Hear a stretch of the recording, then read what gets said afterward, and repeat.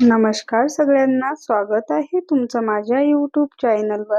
आज मी तुम्हाला मस्त अशी आंबट गोड ब्राह्मणी पद्धतीने तुरीच्या डाळीची आमटी करून दाखवणार आहे. इथे मी सर्वात आधी अर्धी वाटी तुरीची डाळ घेतलेली आहे. पाहू शकता तुम्ही. इथे मी डाळ स्वच्छ धुवून त्यामध्ये 1 ते 1.5 ग्लास पाणी घालून घेतलेलं आहे.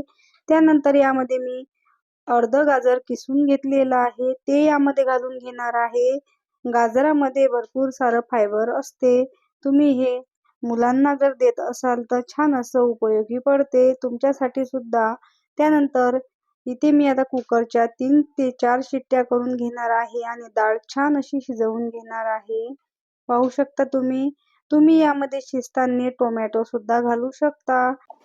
त्यानंतर डाळ मी इथे छान अशी एकजीव करून घेणार आहे.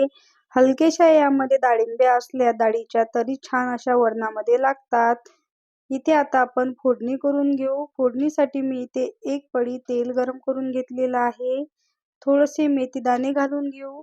तेल छान गरम करून घ्यायचं आहे. नंतर मेथीदाणे घालायचे आहे. मोहरी घालून घ्यायची आहे. मोहरी छान अशी तडतडली की लगेचच त्यामध्ये कढीपत्ता घालून घ्यायचा आहे. हिंग घालून घ्यायचं आहे. थोडासा हिंग घालून घेऊ. 1 मिरची घालून घेणार आहे. लाल मिरची घालणार आहे मी इथे. तुम्ही याच ठिकाणी हिरवी मिरची वापरली तरी चालते. इथे आता आपल्याला फोडणी हलकीशी थंडी करायची आहे, म्हणजेच गॅस बंद करायचा आहे.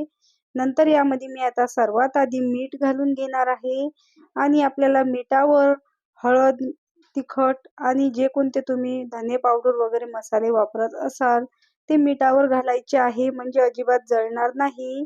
गॅस आपल्याला बंद करूनच हे यामध्ये घालायचं आहे. एक तर कढई तुम्ही खाली सुद्धा उतरून घेऊ शकता. मी इथे हळद घालून घेतलेली आहे. 1 चमचा लाल तिखट आणि अर्धा चमचा धने जिरेपूड घालून घेतलेला आहे. फोडणी जळायला नको म्हणून थोडंसं यामध्ये मी पाणी घालून घेतलेलं आहे. यामध्ये आता मी लगेचच थोडासा गूळ घालून घेणार आहे. गूळ तुम्ही तुमच्या आवडीनुसार कमी जास्त करू शकता.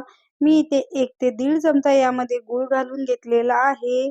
यामध्ये आता लगेचच आपण वरण घालून घेऊ, शिजवून घेतलेलं. यामध्ये कांदा, लसूण वगैरे अजिबात वापरत नाही.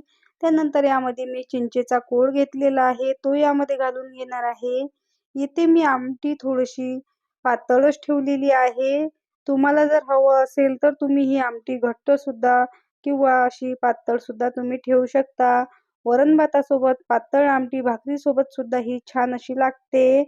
आमटीला इथे मी मस्त अशी उकळी काढून घेतली. पाहू शकता तुम्ही, छान अशी आपली ब्राह्मणी पद्धतीची आमटी बनून तयार झालेली आहे. तुम्हाला माझी ही रेसिपी कशी वाटली कमेंट करून नक्की सांगा.